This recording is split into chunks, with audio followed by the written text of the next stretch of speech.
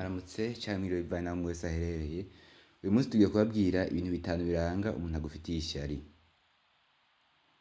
Ishari ni ikintu gikomeye. Ishari ni ugutuma umuntu atanezererwa uko ubayeho, atanezererwa uko uteye imbere, atanezererwa ubuzima ubayemwo, atakunezerewe na gato. Ariko kenshi abantu ntibakunze kubibona, ndetse abantu benshi bakunze kuvyagiriza abandi canke kubishinja abandi ko babagirira ishari. Ariko ishari irangwa n'umuntu agufitiye ibintu bitanu ngomba ndakubwire. Mbere yo kumviriza iyi video nashaka ndagusabe utarakora subscribe yikorere ngo uzokurikirana ibiganiro vyinshi vyigisha iminsi yose.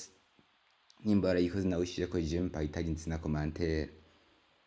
Umunsi umwe mu bamenyekanye cyane, benshi muri mwebwe muzi, yavuze ati ntushobora kuba ukwiye kuba mu gihe ukikijwe n'abafise ishari yico uhaye uraba. Umusaza niwe yabwiye umwuzukuru wiwe ati hari ubwoko bubiri bw'amashavu. Hari ishavu ryubaka, ico bita la jalousie constructive, rituma umuntu akorana umwete mwinshi cyane kugira ngo ashobore kugushikira canke kwegereza ku ntambwe umaze gushikako, canke ndetse ashobore no kunakurengana. Hari n'ishavu ribi, ishavu rituma abantu bicana, ishavu rituma abantu barogana, ishavu rituma ibintu byose biyangara, ico bita ishavu risambura, ariryo bita la jalousie destructive. Rituma umuntu aho gukorana umwete ngo guhamvye canke yegereze ku vyamaze kugeraho, ahubwo agerageza kugusubiza hasi kugira ngo muzogume mungana mwese. Rimwe na rimwe niyo hava kurogana canke no kwicana, muzogume mungana canke uje munsi yiwe. Nivyo abantu bashobora gushaka gutera imbere, bashobora kwipfuza gutera imbere ndetse n'ibindi vyinshi, ariko ni bake cyane bipfuza gutera imbere ko wotera imbere kubasumvya. Niyo mpamvu ukwiye kuba amagabo, niyo mpamvu ukwiye kugaba ukaraba neza, kuko ishavu ni ikintu gikomeye gishobora gusambura ibintu vyinshi. Mu gihe ufise umugenzi agufitiye ishari, mu ntango ubona ko ari ibintu bisanzwe, ariko uko iminsi igenda ihera niko bitera bihinduka ibiteye ubwoba ku buzima bwawe. Ariko ikibabaje cyane nuko, kandi giteye ubwoba, nuko iryo shari riva ku bagenzi canke abantu ba hafi yawe wizera cyane, ndetse rimwe na rimwe rikava no mu bantu bo mu miryango yawe. Mu miryango haduka ishari, abantu bakagirana ishari y'ukuntu ahandi bashobora kuba babayeho mu miryango yabo nyene. Muri iyi nkuru ngiye kubabwira ibintu bitanu vyerekana ko umuntu agufitiye ishari. Niba mara kumva ibimenyetso, sindagusavye guca uheba imigenderanire n'uwo muntu canke abo bantu, ariko icyo ngusavye ni gutangura kubaho ubizi, ndetse utangure ubagendere kure cyane, ugende ubizi, ndetse utangwe no kutaha umwanya cyane, kuko ushobora kuguma ukunda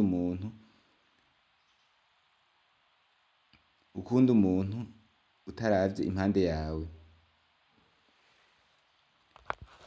Nimba utarakora, tukabisha kubasaba kora subscribe nimba utarayikora, nimba warayikoze nawe ushireko j'aime, partage ndetse na commentaire, kuko ibintu birakomeye. Kuva ku cambere guca gatanu byose ni ibintu bikomeye. Uvyumvirize witonde, urahakurikirwa gikomeye. Ikintu ca mbere cerekana ko umuntu agufitiye ishari, umuntu agabanya intambwe uba wateye mu buzima. Iyo hagize iginduka ku buzima bwawe habaho reaction zitatu. Iyo hagize iginduka ku buzima bwawe habaho ibintu bitatu. Icya mbere, hariho abakunezererwa iterambere ryawe n'icyo bakwitezeko. Icya kabiri, hariho abakunezererwa kugira ngo baguprofite kubera ko babonye ko ibyo bagushaka ko bazokoma barabironka. Icya gatatu, hariho abatakunezererwa bazonagukritika, meme banagabanure agaciro k'ivyo waronse. Mu gihe uzoba wateye imbere bamwe bariko baragukeza, hariho abandi bazoguma batora amakosa mu vyo washoboye gushikako, bavuga ko hariho abandi babikoze neza ko gusumvya, mbere ugasanga nta n'uwari bwabikore nubwo uri uwa mbere ubikoze. Iyo ukikijwe n'abantu nk'abo, utangwa kwitakariza icyizere, kandi ubandanije imigenderanire nabo uca usubira inyuma mu vyo uba uriko urakora. Ntibikenewe kuba ndahimwe bagendaniye cyane n'aba baba barikora guca intege kandi uriko uratera imbere. Icya kabiri, umuntu akuvugira inyuma. N'umuntu akuvuga inyuma no kuvuga umuntu akuvuga nabi mutari kumwe, ariko muri kumwe akaguhayagiza akakuvuga neza. Iyo muri kumwe aragutwengera cyane, ndetse arakwereka neza ko muri kumwe 100%, ariko muvanye niwe muntu wa mbere atangura kukuvuga mutari kumwe. Ukwiye kumenya ikintu kimwe mu gihe umuntu agufitiye ishari, intumbero yiwe ni ugukora kugira ngo usubire hasi, kuko aba abona ko hari ico umusumvya. Aba ashaka ko ukoroka mukagumana canke wokoroka nawe akaduga. Nico gituma bavuga bati abagutwenga bose abagenzi, hari abantu badutwengera baduhema. Ica gatatu, umuntu arigana ivyo ukora canke ugomba gukora. Agomba kukwigana uko uvuga, uko utwenga, uko wambara, ivyo ukora byose agerageza kuvyigana, kubera ko nawe nyene atabazi uko ameze, ategereza kwigana ivyawe byose. Mu ntango biba ari vyiza cane kuko yibwira ati uwo muntu arankunda cane ku buryo agerageza cane kumera nk'uko meze, wohava umwihendaho ukibaza yuko agufata nk'icitegererezo ciwe. Uko bibandanya uko iminsi ihera niko utera ubona ko ivyo akora bitinyitse. Intumbero yiwe aba ashaka kuba mu kibanza cawe, mu gihe ashoboye kurengana arabikora, ahagaruka kugutwenga no kwishimako. Ndatanga akarorero, mu miryango kenshi iyo umugabo afise abagore benshi, abagore bategereza gupingana canke kugenzanya, umwe aguze imodoka n'uwundi aca ayigura, umwe aguze igitenge n'uwundi aca akigura, bama baracungana.